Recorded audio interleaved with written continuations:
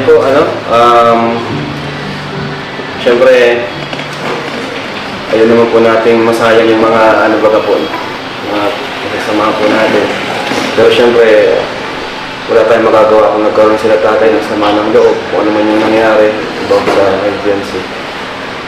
So, dito po kami, dito si Insan Eds, kung ano siya sabihin Insan. Siyempre, sa lahat po. Kung ano po, pasensya na po sa mga nangyari hindi na nagustuhan.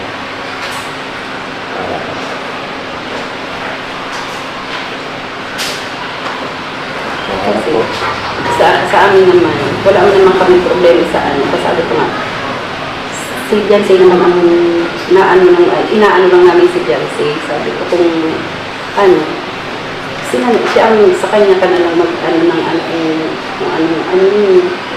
Ayun, Insan, kung gusto mong sabihin kay Jancy. Siyempre,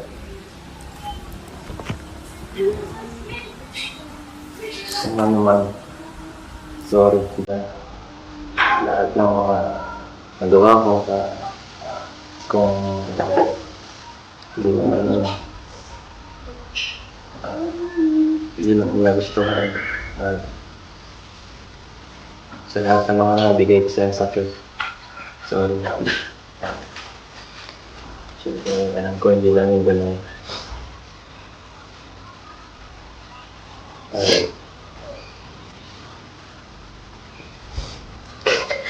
Lahat yung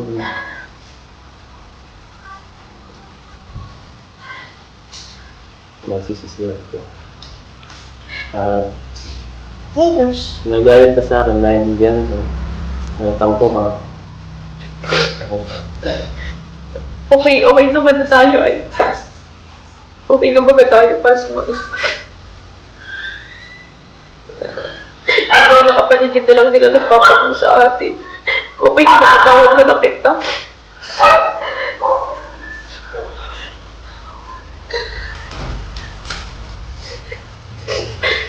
Ang ano mo na lang, wag mo na lang sana wag mo na lang din paasahin yung mga viewers baga na na parang mahal na mahal mo, kung gano'n.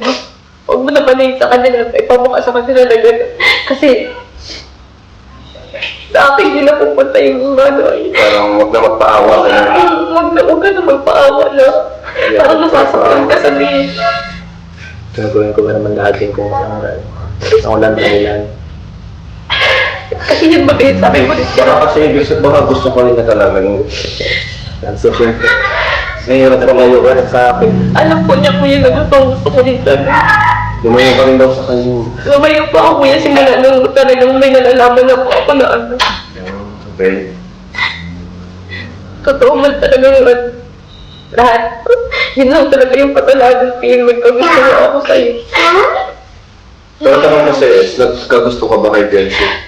Or nagkaroon ka ng feeling sa kanya? Pero bakit siya mo ako? Yun nga, lahat ng feeling ko sabi, pag-aalalay lang. O ano niya lang kaya? Noong online, sabi ko pa rin, siyempre, Mahal mo talaga ako kaya mong sabihin. Kasi nung una, syempre, ang love team, supporta. Syempre, baka natidagat yung Kaibigan lang daw po talaga yung tingin sa akin. Tsaka, hindi mo ko din namabalitaan sa'yo na ano. Hindi mo naman may iwasan, siyempre, kung ikaw ay parang hindi ko rin masyadong mapansin kung ano ba talaga. Siyempre, nagkakandidihan. Tatawagin mo lang ako pag kailangan. Ayun. Kaya, konting kampo lang po. May konting kampo rin, parang ganon. Kung Saan saan na lang tayo sa vlog, sa Facebook, sa minsan. Ano ako. Naging gano'n lang naman tayo simula nung ano. Saka Pagkain na tapos yung ano. Try ko. Yun na ang ano. Nasubukan ko pa rin dito dahil sa kaibigan na lang. okay. Para ayaw pang masira sa akin. Ayaw pang masira pag kaibigan natin kahit paano. Dahil ang sabalang sa atin. Kahit na may galit sa amin. Feel ko pa rin natin. Kahit pa, sinawin mo ako siya. Hindi ako mahalaga. Mahalaga ka na.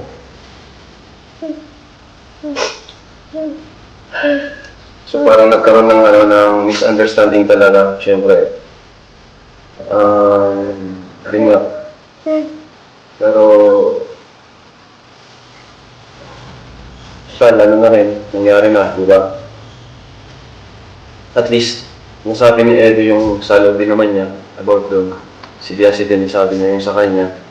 In short, para sa akin, para nagkaroon lang ng parang nagkaroon lang misunderstanding sila sa kanilang dalawa. Hindi sila naging open. Hindi sila naging open, communication. Natatanap naman sa niya. Saan?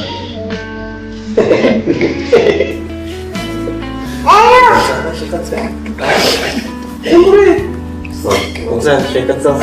Dali. Shake hands off. Sabihin mong lagi ako'y iyong mahal at hindi pa nakapiling. Hindi siyempre, namiss ko lang kasi silang dalawa na ako kasi din yung sasaktan pag hindi okay kasi alala ko yung ilang episodes ba na sama-sama tayo. Diba?